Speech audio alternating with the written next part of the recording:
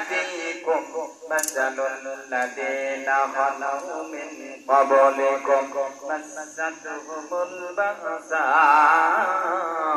والضراء وزلزلوا حتى يقول الرسول والذين آمنوا معه متى نصر الله ألا إن نصر الله قريب الله أكبر আল্লাহ পাক রব্বুল আমিন কুরআনুল কারীমের আয়াত নাযিল করে দিলেন বললেন যে ও সাহাবীরা ও আমার নবী সাহাবীদেরকে বলুন আমার সাহাবীরা তোমরা কি ভেবেছো এমনি জান্নাতে চলে যাবে কথা বলেন আমাদেরকে এমনি জান্নাত তৈরি করে রেখেছে এমনি জান্নাত তৈরি করে রাখে নাই জান্নাতে যেতে হলে তোমাদেরকে শ্রম করা লাগবে জান্নাতে যেতে হলে তোমাদেরকে খাঁটি মুমিন হওয়া লাগবে জান্নাতে যেতে হলে তোমাদেরকে রক্ত ঝরানো লাগবে জান্নাতে যেতে হলে তোমাদেরকে হাসির মঞ্চে ঝোলা লাগবে জনগণ কথা ঠিক কিনা যতক্ষণ পর্যন্ত তোমরা রক্ত না দেবে যতক্ষণ পর্যন্ত তোমরা শ্রম না দেবে যতক্ষণ পর্যন্ত তোমরা এই জীবনটাকে ফিরিয়ে যাবে ততদিন পর্যন্ত বাংলার জমিনে কখনো রাজ কায়েম হবে না জনগণ কথা ঠিক কিনা আমাদেরকে শ্রম দেওয়া লাগবে আমাদেরকে রাজ কায়েম করতে হলে অবশ্যই আমাদেরকে মেধা দেওয়া লাগবে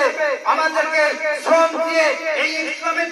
এই বাংলাদেশে একটা ইসলামিক স্টেট কায়েম করা সম্ভব হবে তখনই জনগণ কথা ঠিক কিনা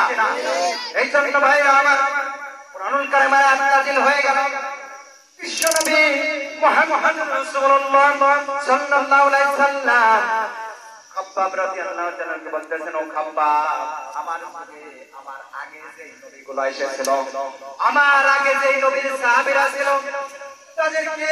একটা জলজন্ত মানুষকে পানির ভিতরে মাটির ভিতরে মাথা পর্যন্ত ঘিরে তাকে হত্যা করার জন্য বিভিন্ন ভাবে ভূমিরা চলেছিল তাদেরকে পাথর মেরেছিল তাদেরকে চাবুক মেরে মেরে হত্যা করা হয়েছে একজন মানুষকে জলজন্ত একটা মানুষকে ধরে নিয়ে এসে মাথার উপরে করাত দিয়ে একটা মানুষকে দ্বিখণ্ডিত করে ফেলা হয়েছিল একটা মানুষকে জলজন্ত মানুষকে পাথর মেরে মেরে কবরস্থ করা হয়েছিল একটা মানুষকে এমন ভাবে নির্যাতন করা হয়েছিল তার চেহারা মুখ আর তাকানো যায় না মুখ কেটেছিল নাক কেটেছিল কান কেটেছিল